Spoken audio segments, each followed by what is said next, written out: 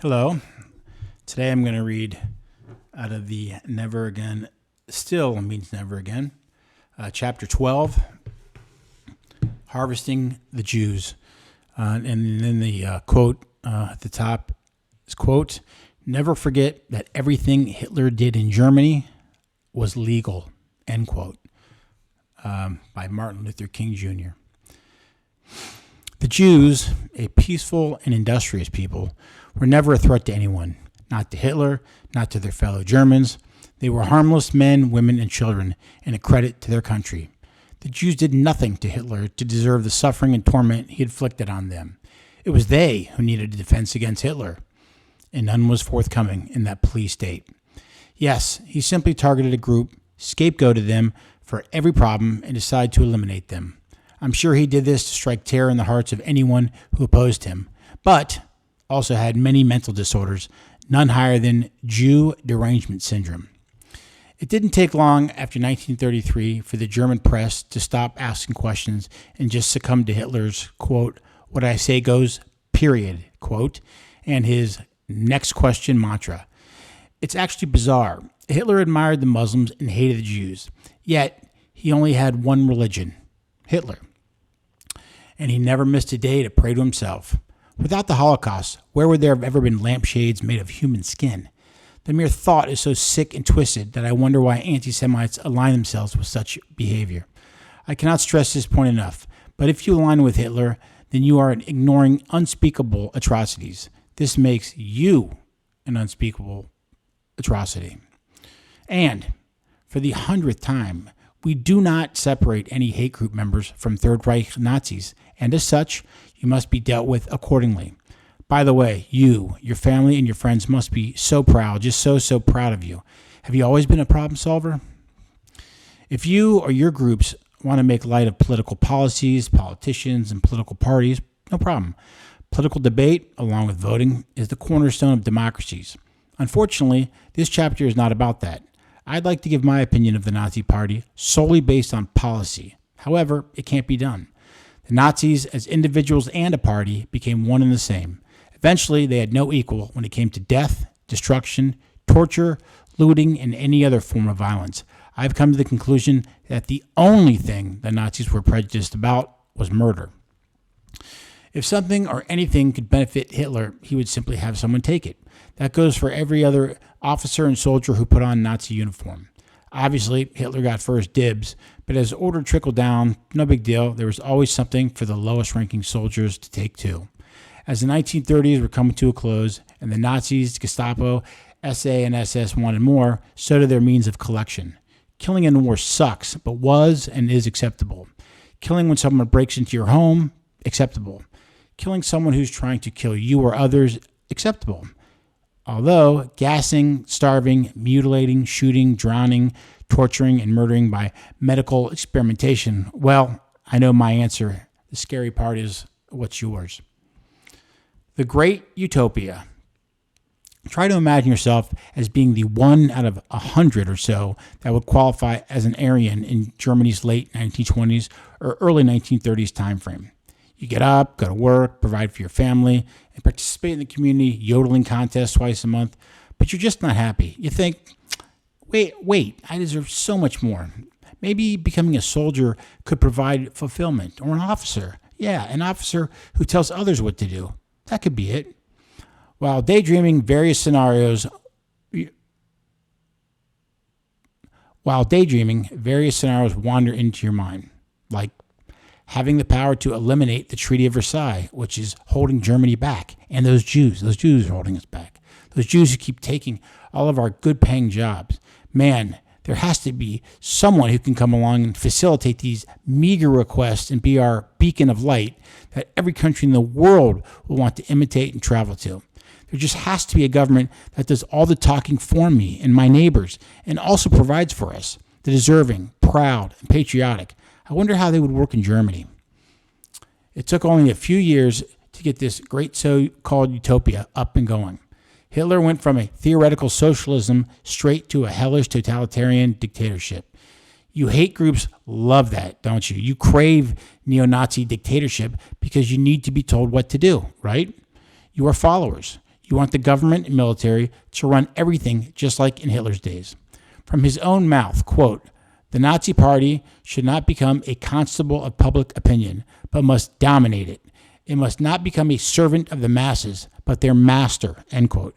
I guess today's Jew haters and terror groups need a master too. After all, Hitler was the head of the sanitation department, the head of the local chess club, and the head dog catcher. I mean, he had his fingers in everything. I suppose hate group members value the shut up and do as I say approach to life. Furthermore, this utopia that Hitler envisioned and never shut up about was only off by 988 years of his, quote, 1,000-year Reich, end quote. Let's see what was closer to Hitler's 1,000-year Reich than he was. European Jews, my toaster, SpongeBob SquarePants. Doctors turned medical soldiers. How do you get normal people to do these kinds of acts? How do you find doctors who are this evil? Performing surgeries without anesthesia and medical experimentation on younger twins is a horrific concept. Only a monster would think it up. I don't have words to describe people who actually perform these crimes against humanity. How do you look a child in the eye and medically experiment in the cruelest manner on such innocent beings? Prepare for some sleepless nights if you ever read Edwin Black's War Against the Weak, Eugenics and America's Campaign to Create a Master Race. Prepare for nightmares if you ever read Children of the Flames, Dr. Joseph Mengele and the Untold Story of the Twins of Auschwitz by Lucette Matalon-Lagnado and Sheila Cohen-Deckel. Or watch Science and the Swastika, The Deadly Experiment, directed by Saskia Baron. It used to be available on Amazon. Now you can find this series on the World at War YouTube channel. Brilliant and psychotic doctors who believed in eugenics stepped up to find and eliminate impurities in the bloodline. Aside from the laughs and giggles of watching children suffer, the doctors at concentration camps had a mission. They especially targeted twins to find ways to improve the Aryan race. From 1943 to 1944, Joseph Mengele experimented on almost 1,500 sets of twins in Auschwitz, killing about 1,300 by amputations, infectious diseases, injecting dyes to change eye color, conjoining twins by sewing them together, or using one twin as a control subject while experimenting on the other. Oh, and the dissections. To all the Hitler advocates and Mengele fans, are you parents? Do you have an ounce of love for your own children? Do you remember what event took place in your life that made it acceptable for you to endorse medical experimentation on children? Even if you have German ancestry, the chance of your children being, quote, purebloods is slim to impossible. Hitler's definition of Aryan disqualifies you kiddos. To him, your little ones are nothing but unworthy mongrels. Well, not totally unworthy. They'd be fit for medical experimentation, right? And you support this. You support this even though it's beyond sinful.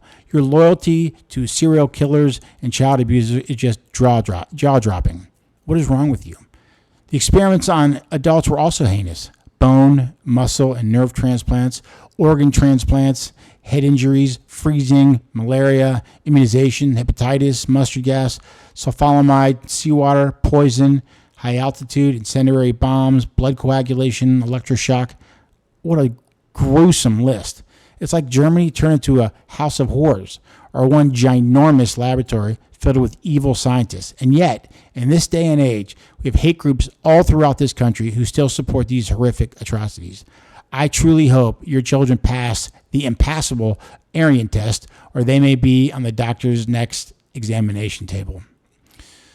Sterilization and fertility experiments.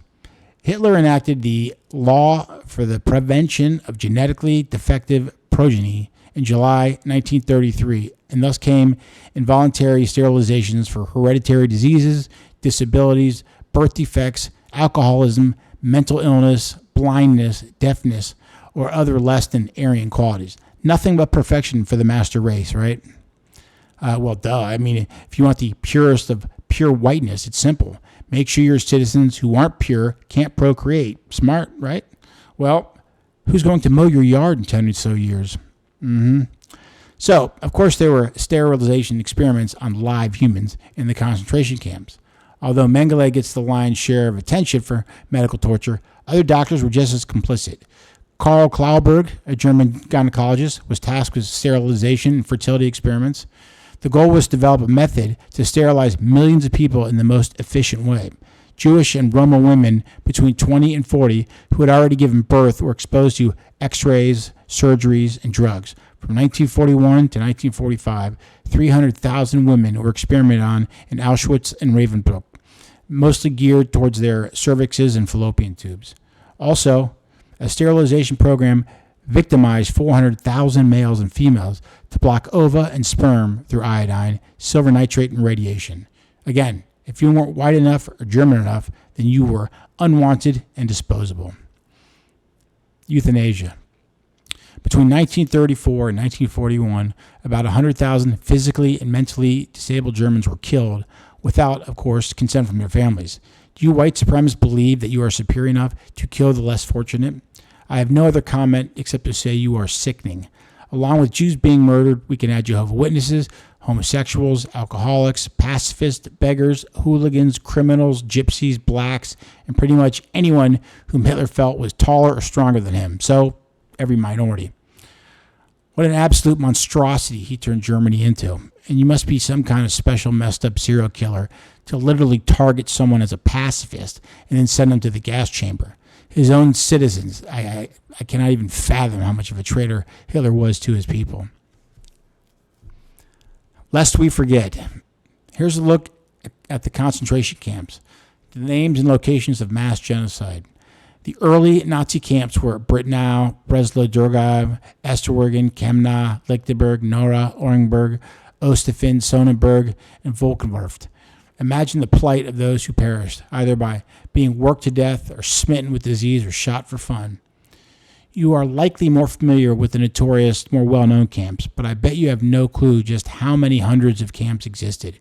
It will shock you. Hundreds upon hundreds upon hundreds, almost endless when you consider the subcamps and satellite camps.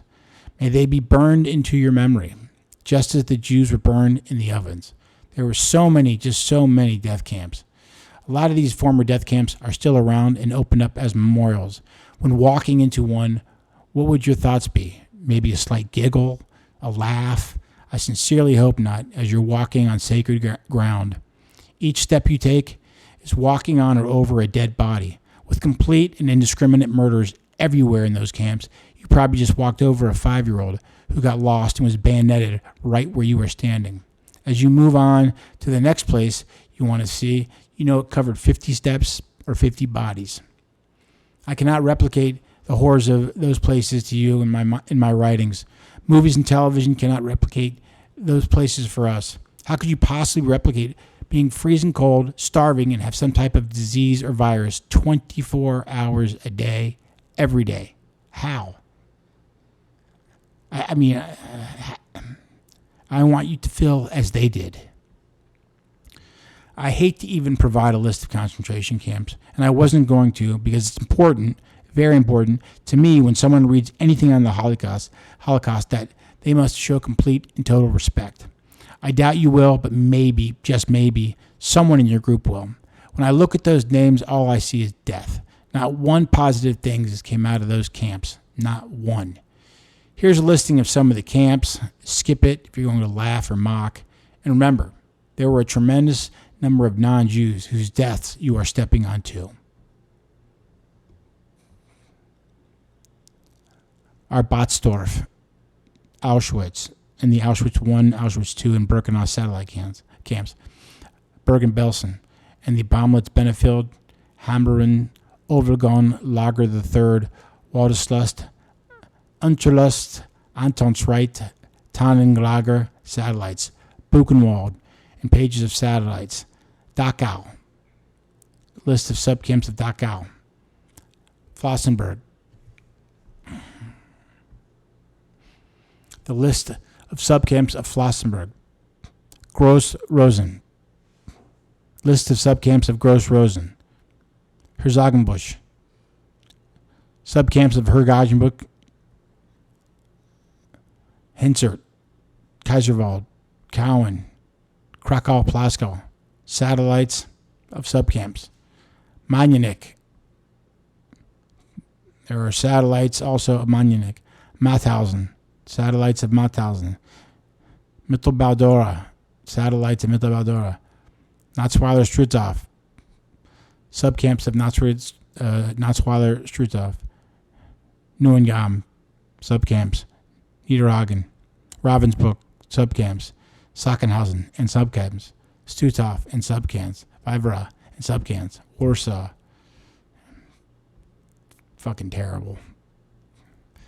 Gassing vans. Oh, woe is me. Problems. Hitler and his crew just could not find enough ways to kill Jews and other minorities. I assure you, it was not from lack of effort. Anyway, some lunatic came up with the idea of sealing off vans and either redirecting the exhaust into the vans or just dropping in some lethal gas. It became so effective that they decided to use it on Jews, prisoners, Poles, asylum inmates, the mentally ill, or whoever is on the current German bus line, as you will. I wonder what medal or commendation that guy got. They can now just bring the gas chambers around like a traveling circus. Well, a death circus, but you know what I mean. You know, what else would help with this program, with the gassing van program?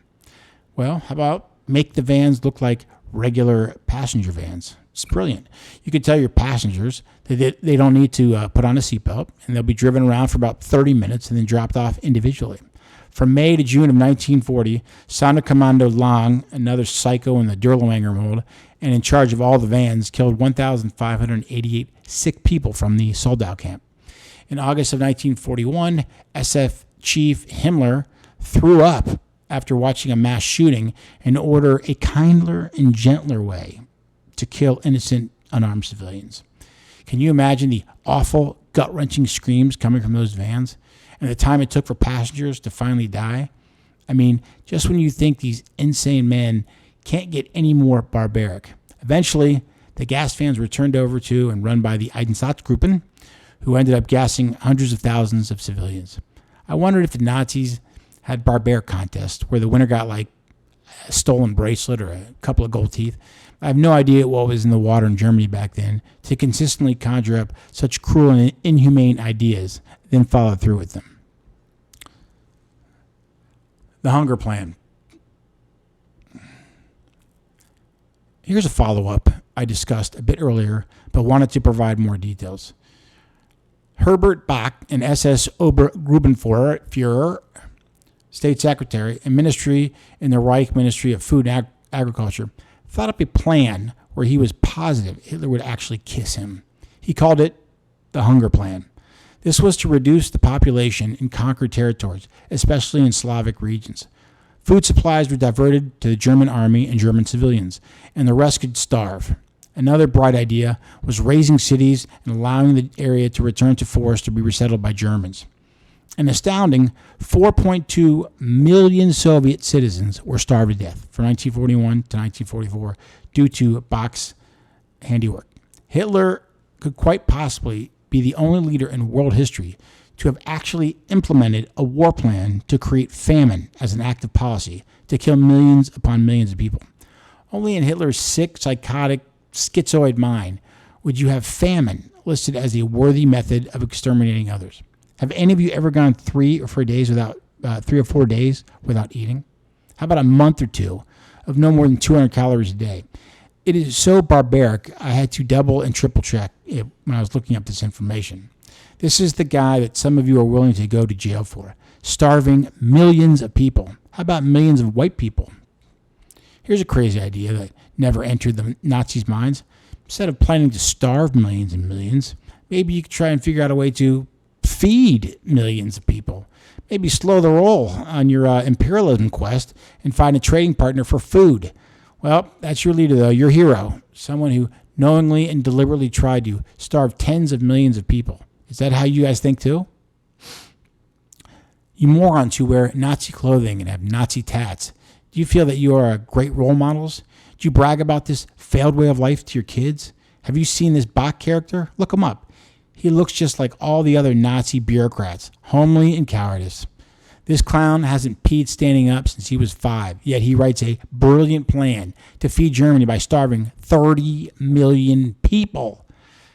This needs to sink into your brains, a plan to starve to death 30 million people.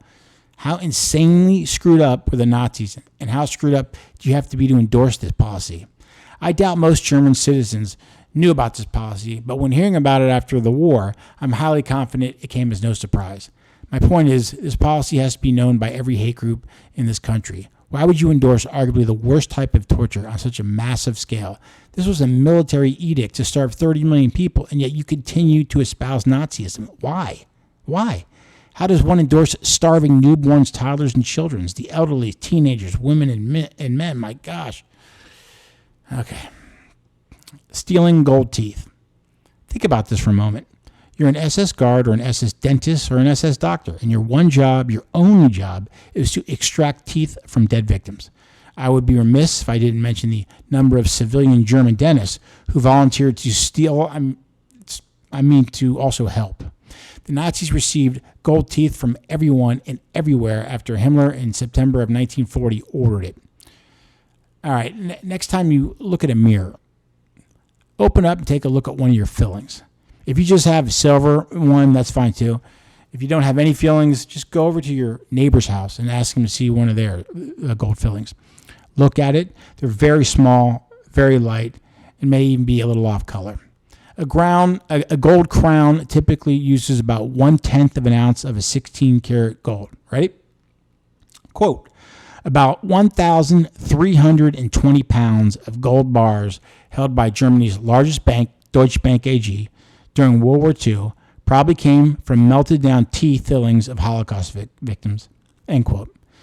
Well, you can now eliminate the word probably, as this article was written in 1998 by Desert News, and I found no other outcome. And the Swiss, my gosh, who knows how many billions of looted dollars the Swiss bought from the Nazis and how many tons of gold teeth they purchased. Eventually, the Nazis stole crowns and dentures. I mean, why not? I mean, they're already in the area. The number of teeth that had to be pulled in order to add up to the tons and tons of gold is incalculable. It's staggering. They couldn't have missed one tooth in Europe. I mean, were they fighting for land and ideology, the fatherland? Nope. They were fighting for teeth. Here's a 1987 article in the Associated Press by Kevin Costello titled, Files Say Nazi Victims Gold Teeth Yanked. Bodies Thrown into Bonfire, end quote. Regarding Nazi war criminals, Joseph Schwamberger, excerpt from the article. Here's the article. I'll read it, a brief couple paragraphs. Quote, Frankfurt, West Germany. Accused Nazi war criminal Joseph Schwamberger used pliers to rip out Jews' gold teeth and forced concentration camp prisoners to strip before having them killed and cremated. Witnesses said in accounts released Wednesday. The 75-year-old Schwamberger, arrested this month in Argentina, is awaiting possible extradition to West Germany to stand trial in Stuttgart. Prosecutors have accused the former commander of 2 concentration camps in East Poland of killing about 1,000 people, most of them Jews.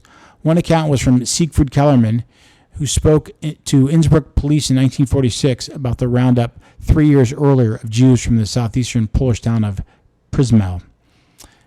There were a huge woodpile, which was set on fire. All people had to strip naked and give up any gold, money, and jewelry, Kellerman said in describing Schwamberger's treatment of prisoners. Schwamberger and 2 or 3 other men killed the people, and their bodies were immediately thrown into the fire. Kellerman added that children's heads were beaten against a wall, and then they were thrown into the fire. He said 900 people died in the roundup, which he watched from the hiding place. Heinrich Kirschenbaum, a former inmate in camp at Mielik near Krakow, told investigators Schwamberger checked to see if inmates had gold teeth, and those who did to report him at night.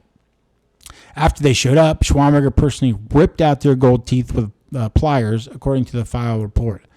Lo Chill, another camp inmate, told Austrian police Schwamberger had a universally feared dog that he sicked on Jewish prisoners at every opportunity. Okay, end quote. That's the end of the Schwamberger. Back to lampshades. Do a bit of online browsing and see for yourself that making lampshades from human skin was an actual Nazi occurrence. Who in their right mind would condone it? Oh, wait, modern-day Aryans condone it, right? I mean, you can't really cherry-pick your ideology when your hero is Hitler. You can't really say, oh, I agree with all of Hitler's tenets except turning people into lampshades. You sickos, wake up. What do you find when you browse Karl Otto Koch and his wife Ilse Koch? Go look it up. These wackos endorsed and demanded skin lampshades be made from them from the bodies of individuals at concentration camps. What kind of people could have a little pillow talk before going to bed, a quick kiss, lean over, and turn off the light covered by a lampshade made of human skin? Read Sylvia Plath's 1965 poem, Lady Lazarus, and a description of her skin as, quote, bright as a Nazi lampshade, end quote. Read about the sale of a Holocaust victim's skin via lampshade for $28,000 in the Times of Israel, and in author Mark Jacobson's book, The Lampshade, a Holocaust detective story from Buchenwald to New Orleans. While you're at it, search National Geographic's Human Lampshade, a Holocaust mystery. Oh, and look up War Witches. Female Nazi guards tortured and killed thousands, beat naked women to death, and made lampshades from human skin. This was reported in the U.S. Sun. With all the inhumane, vile, horrific events you haters just read and endorse, I will still discuss, debate, talk, and try to help any anti-Semitic group or individuals who will act like gentlemen. However, I will not have a discussion with anyone who won't listen, is closed-minded, or can't grasp reason. For example, if anyone states the Holocaust didn't happen, which I consider the dumbest people alive, or anyone who wants to justify to me their rationale on why it's okay to starve 30 million people. A lot of you are as brainwashed as those early Germans. The big difference is most of them didn't have a choice. You do.